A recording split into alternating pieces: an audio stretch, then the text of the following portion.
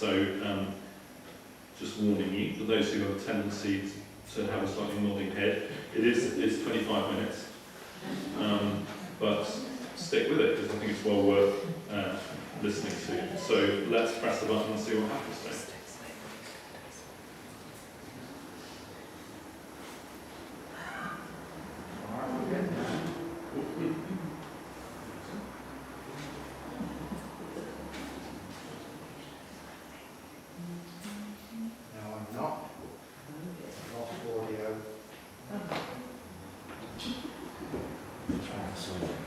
Can we just stop her talking so that, because I think she has some,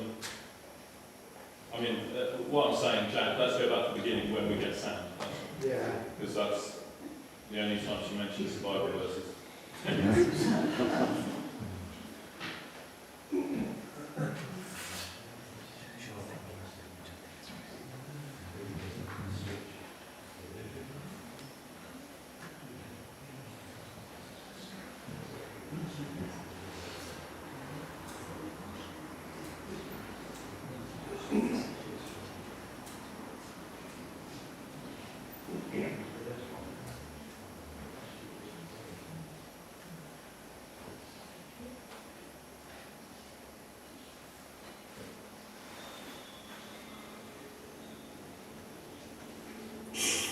Right, well, I am Lauren Windle and I am going to talk to you about strength, and more specifically, God's strength. So we'll jump off with a Bible verse, which is what all good Christian talk should do.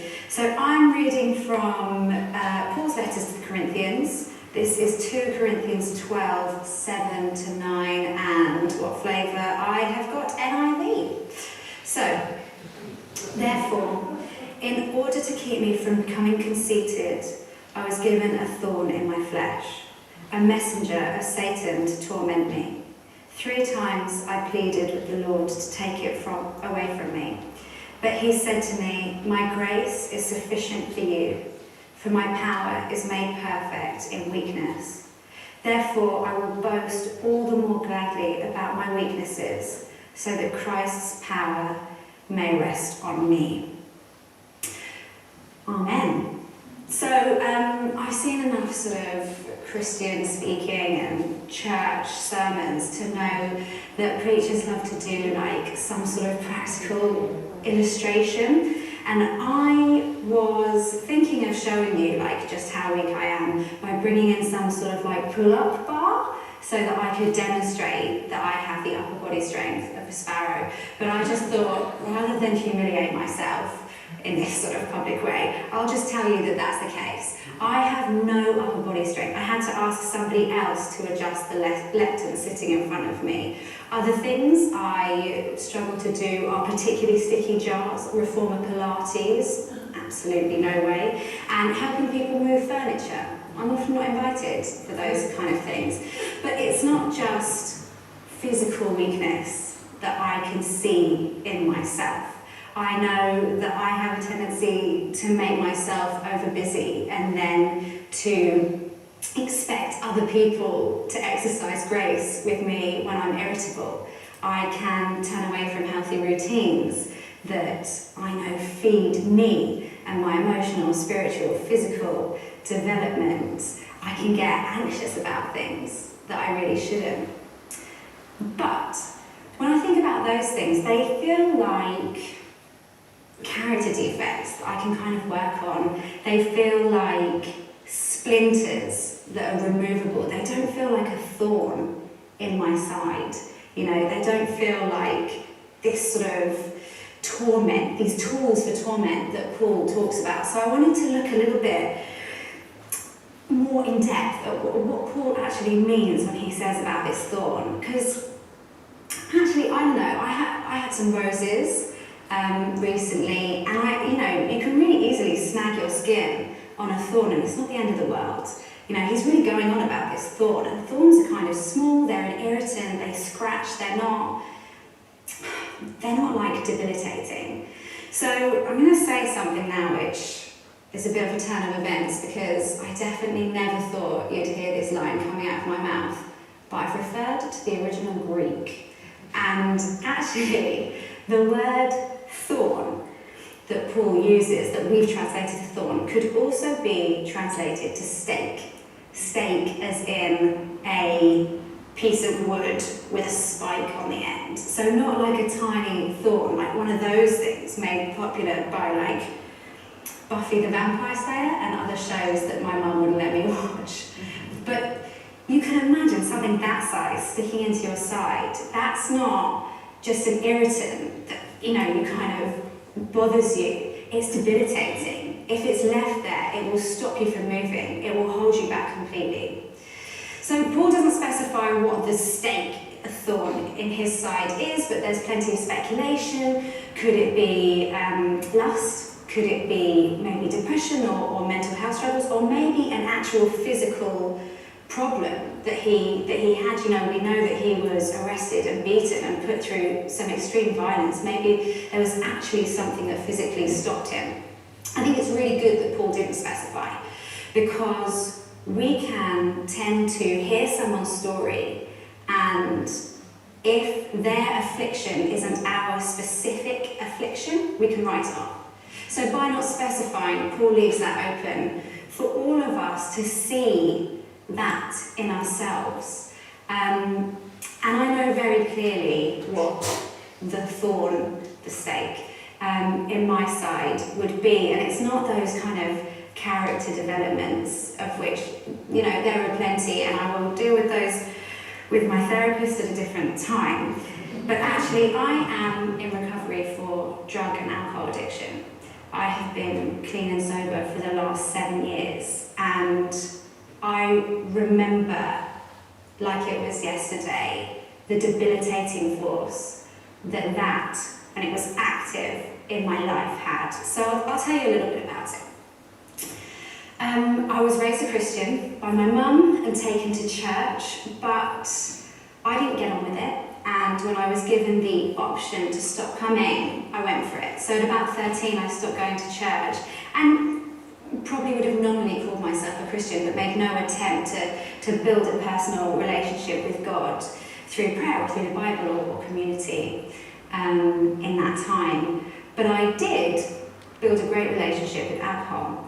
A lot of young people around that age, early teenagers and then further into your teens, are introduced to alcohol. And where I grew up in London, binge drinking was absolutely commonplace. You could drink alcoholically and hide in plain sight as a young person, because that's kind of what everyone did. Everyone would drink to the point of throwing up and things like that. So that's what I did. But I wasn't just having a drink here and a drink there. I was forcing liquid down my throat that I knew I didn't like the taste of, because I wanted that feeling of detachment. I wanted to break away from the social anxiety that I felt, this desperate need to be popular and to be liked, and this fear that I wasn't going to get there. So alcohol felt like my solution, and without many sort of other healthy solutions offered, I really went for it. And then I got into a destructive relationship when I was about 19, which lasted for 3 years, with someone who had so much of his own things to work through, but we would drink really heavily together. And that situation got really messy. It was very codependent. I relied on him to tell me what to do and how to live, and really looked up to him and his experiences. So he broke up with me around my 22nd birthday. I actually thought it was on my 22nd birthday, and have said that many times, and then found an old diary and realised that's really mean, because it was actually a week after. So that's just to self-correct. Just after my 22nd birthday, and I went into a tailspin, because I had put so much of my identity on him and that relationship and what I thought that would grow into. I didn't really know who I was, but I had my trusty alcohol to fall back on, and this time I was 22. I was working in hospitality, and I had more of an income, and people started to offer me cocaine. So I took it, And despite not like loving it, I just got completely entrenched in it. And I agree with people who would say that you have a choice. I had a choice when I first took, my first glass of wine, or my first JD and Coke, or probably more likely like Lambrini at that age or something. And I had a choice when I first did that line of cocaine. But by the time I realised how important it was to make the right choice in those things, my ability to do so in my own strength was gone.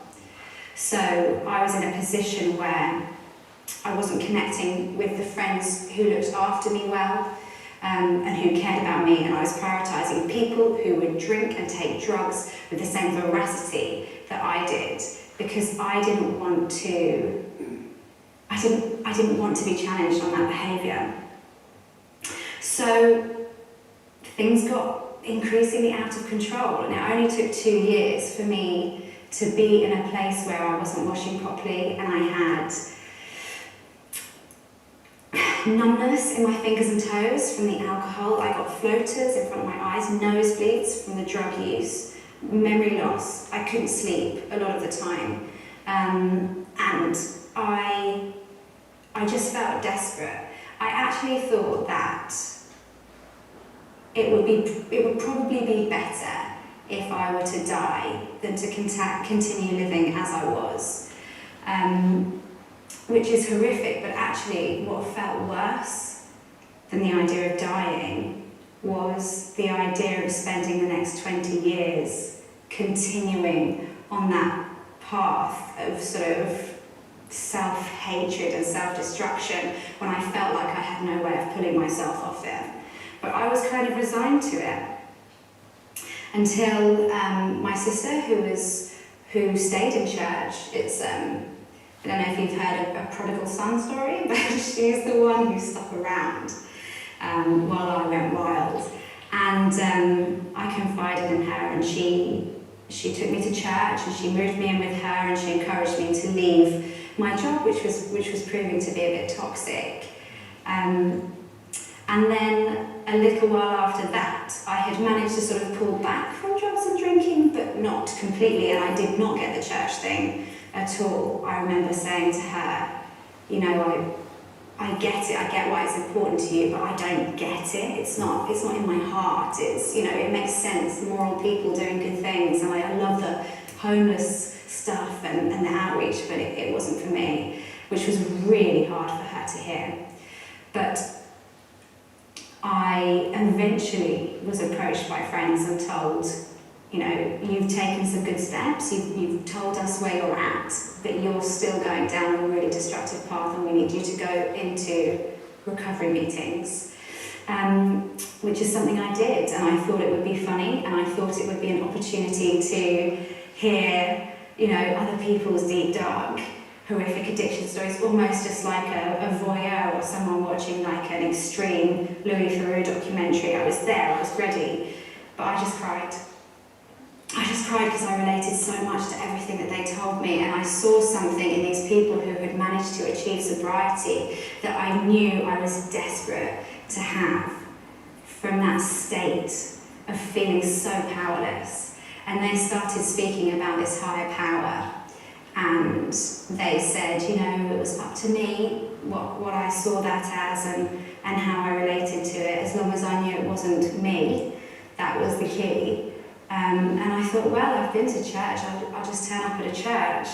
So I did, and 5 days after getting sober, which was on the 22nd of April 2014, I walked into a church and basically just said, help me.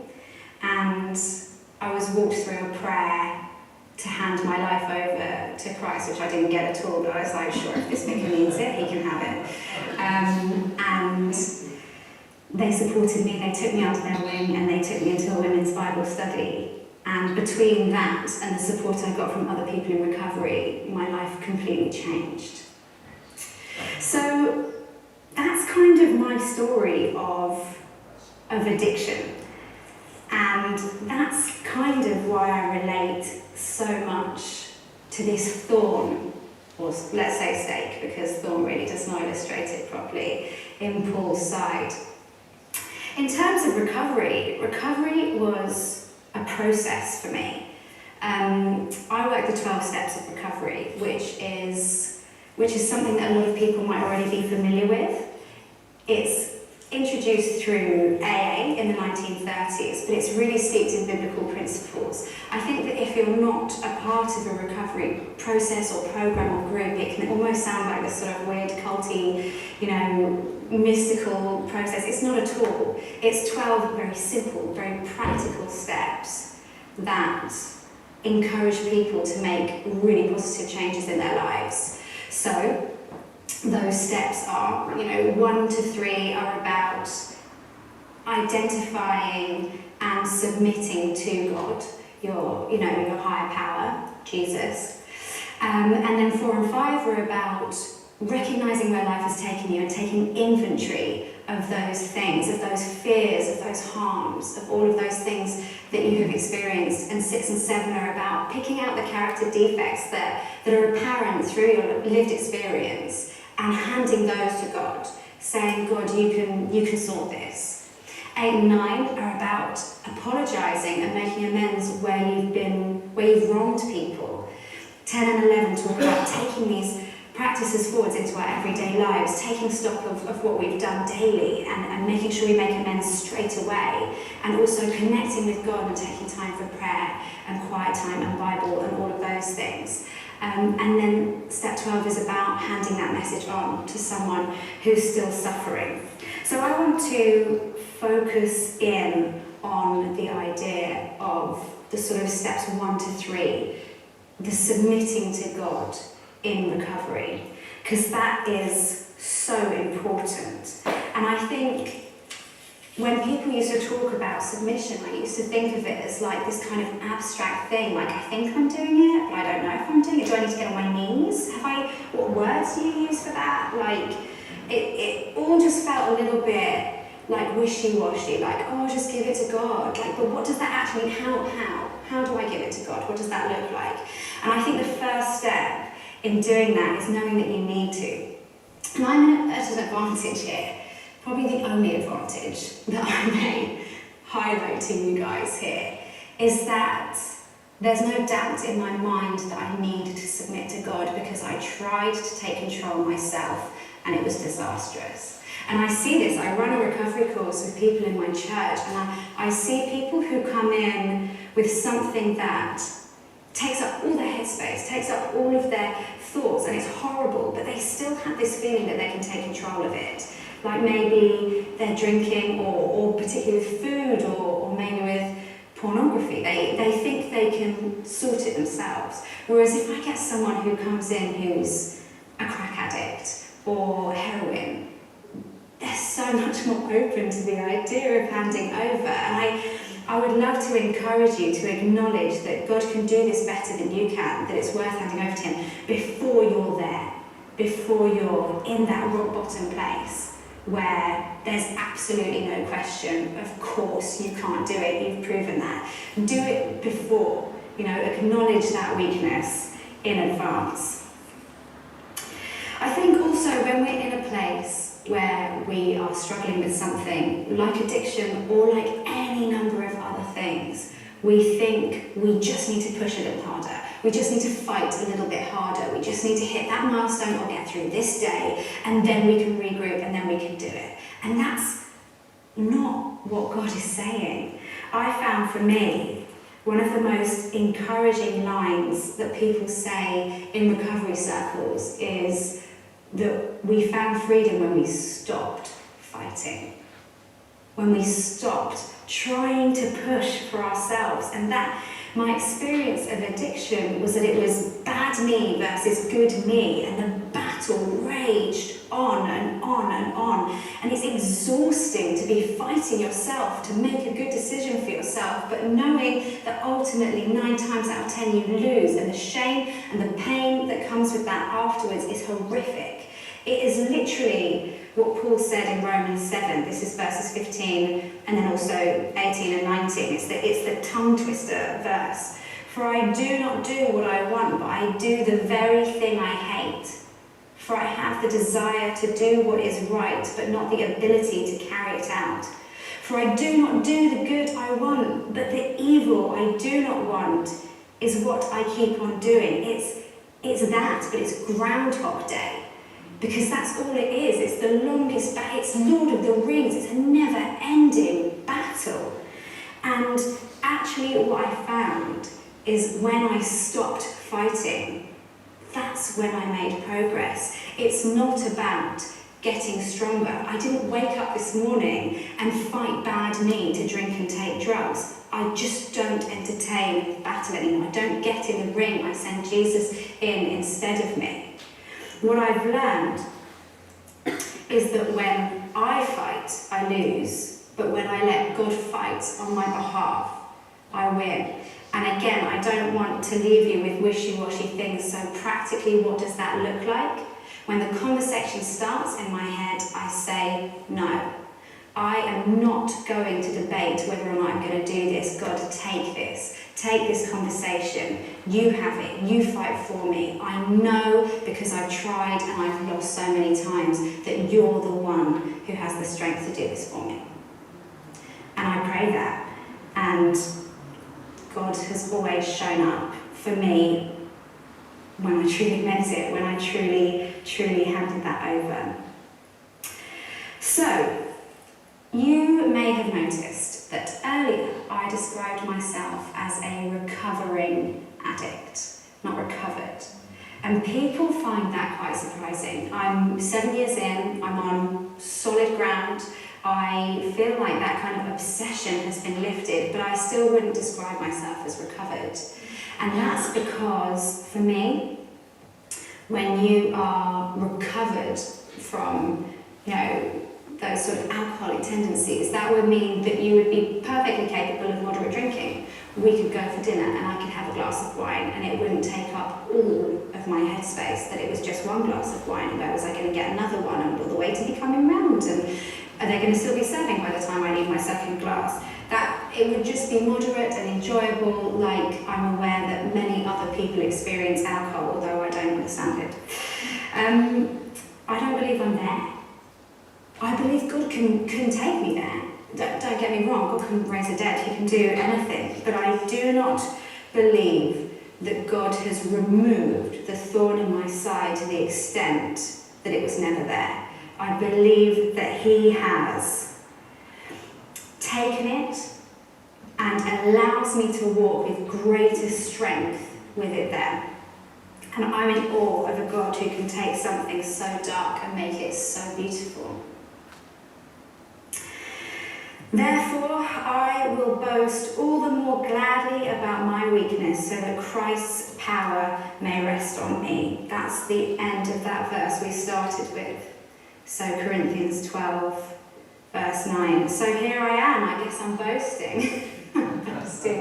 boasting about my greatest challenge, my greatest weakness, because of the exceptional strength the Lord has shown through it. I don't believe that God wanted me to go through these trials. I don't believe that it was his desire for me to feel this desperation. But I 100% believe that I saw a miracle the day he pulled me out of it.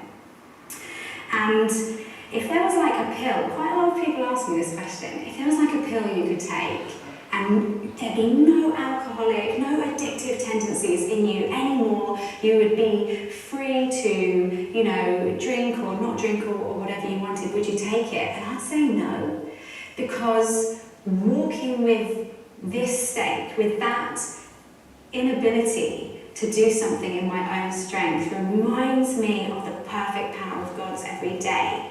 And that is such a blessing. That is such a blessing, I can't even tell you. I would never pray that way. Even though when I was drinking, I definitely tried. But I'm fine with it now. I welcome it. Okay, so I'm going to round off with what I hope will be a message of hope. And I think it's really important to do this before, if you're going to speak about addiction, I think it's really important to say a couple of things. One is, if you're a person who is in the midst of something horrific right now, and that doesn't have to be addiction, it can be mental health struggles. We've had a tough year and a half. It could be mental health struggles, it could be bereavement, it could be debt, it could be any number of things. You have to know that God will come through. God comes through for you, but you need to submit to Him. I'm not special, I'm not the chosen person who got this opportunity. Literally, if I can push through something that took over my life so completely, then so can you. And I truly believe that for you. Next, if someone you care about is struggling with an addiction, I just want to say I'm so sorry. It's really hard to see somebody be in a place where they hit self-destruct like that, where they make promises to you and to themselves and they just get it wrong. I can tell you that often so many people genuinely have good intentions when they make those promises, but aren't in a position to act them out as they would like to. And my advice for you would be, obviously, to pray, obviously to support that person with prayer, but also to tell them that you love them, that you know that this is going to be a process, but you're here for them while they work through it, but that they need to take positive steps for themselves. No one sorts something like this out when it's not their own will, when it's not coming from them. No one can do it for themselves, for their mum, for their children, for their partner. It has to come from themselves. And finally, if you're someone who is watching this, who relates to those feelings of feeling trapped and desperate and unable to say no to things that you know ultimately don't serve you and you're going to regret the next day, and that could be in any manner of ways, not just substances that I've spoken about, but gambling, pornography, food, codependency, so many different things, then I would say, don't try and do this on your own. I don't know anyone who got clean and sober or distance from their addictive behaviours without reaching out for help. There are churches, church support groups, prayer partners, charities, NHS services as well, who are here and they want to see you through this. You have been called to complete freedom in Christ, and there are tools available for you to claim that. I don't believe God always, in fact, I believe He rarely zaps this stuff out of people. I believe He provides the tools for you to work through it yourself, and there's so many. Nobody does this on their own. Reach out and ask for help, submit to God, and you will come through this. Thank you.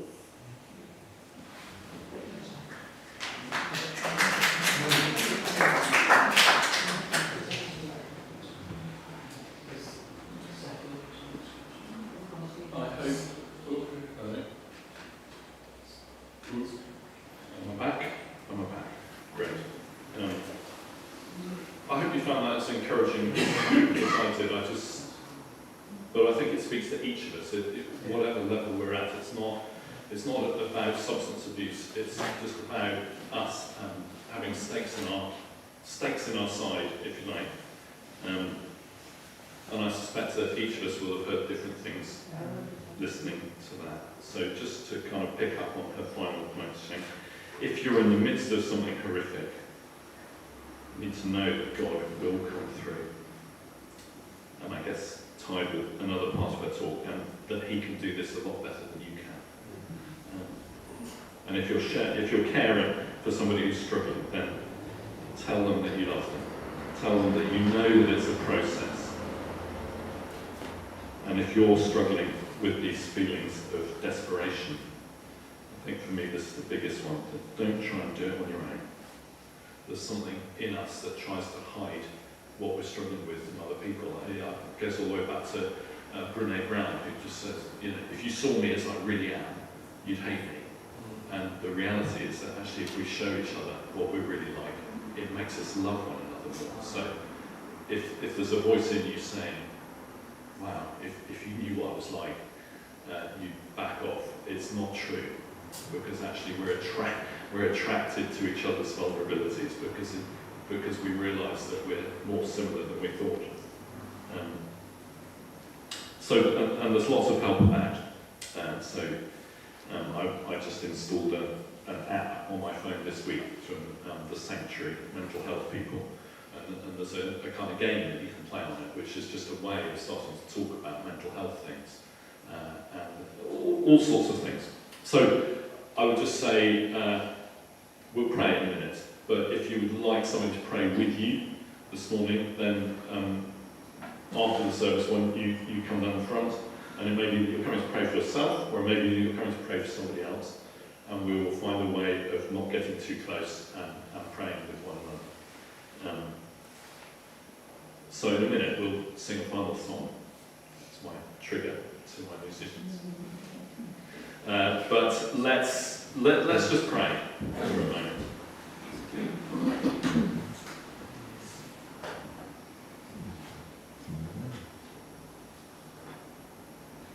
So Father, thank you so much for that talk, and I guess for that insight into your compassionate heart,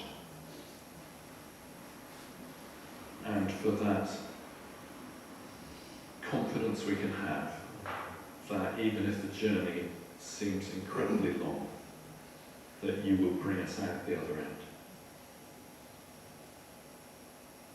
And Lord, I know that if we scratch below the surface of most of our lives, we will have things that we struggle with that might be described as thorns in the flesh or stakes in the flesh.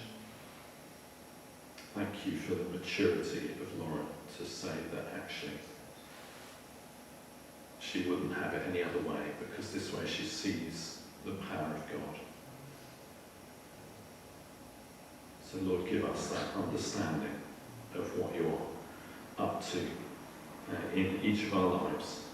Help us to admit our weakness to you. Help us to admit our weakness to one another. And I pray that we would see life in all its fullness, that the truth would set us free. So Lord, where each of us is already planning how we would make sure that we hide those stakes, we pray that you would give us the courage to share them with one another. Thank you for your transforming power.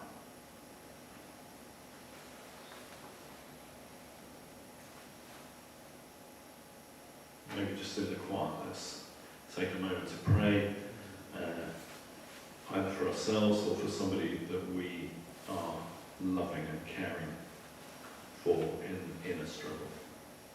Just bring them before God.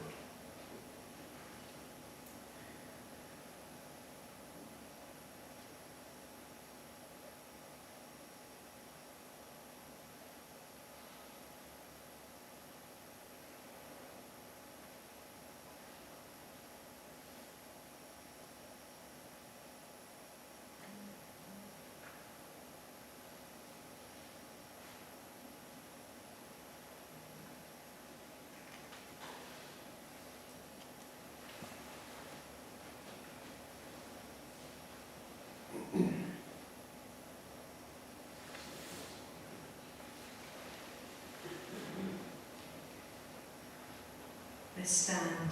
This is amazing grace.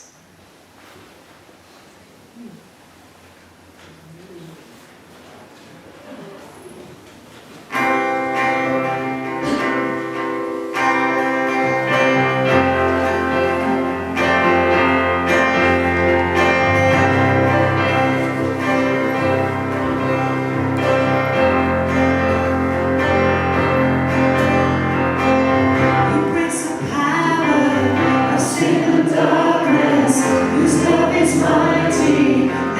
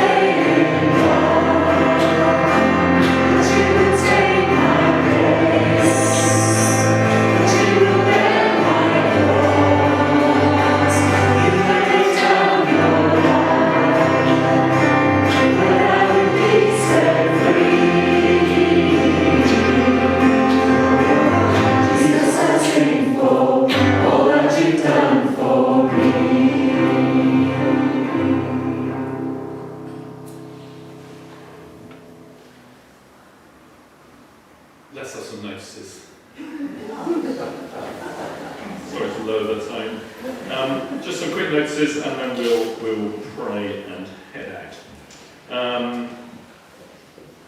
Just as I said, New Wine will continue on Monday and Tuesday if you want to come along at 11 till 12:45.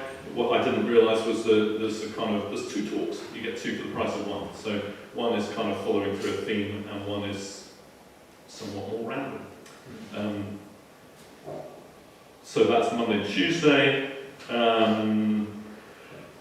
Very aware of some people who haven't come back to church yet for a number of reasons, and I'll just say, give them a ring. Let's look after each other, those that we haven't seen for ages. If somebody comes to mind, then that may be God bringing them to mind. So give them a call. Not saying, where are you, but just say, are you all right? Is there anything I can do to love you? We're also beginning to think about September, and Jean was praying about Lunch Club, and we're going, so how is Lunch Club going to happen? And we're aware that the capacity of some of the team in Lunch Club might be diminishing slightly. So we're just going, so how would we do Lunch Club in the new era? And so it might be that you feel a little rustling of God saying, actually, why don't you get involved in the Lunch Club team? And that sort of thing. One of the things might be driving. So you just get basically just get a free lunch and do it. Bring some people to lunch, get a free lunch, and take them away again. But so if that is the case, then have a word with me very soon, because we're going to have a Lunch Club meeting. We need to have a Lunch Club meeting in August to work out the way forward. I published the banns of marriage between James Ivor Charles Cullis of St Mary's Litany and Tori Rosina May Howells of this parish. This is for the second time I'm asking if any of you know any reason in law why they may not marry each other. You want to declare it now. Right, shall we go and have some tea and coffee? Let's say the grace together. May the grace of our Lord Jesus Christ, and the love of God, and the fellowship of the Holy Spirit be with us all. Amen.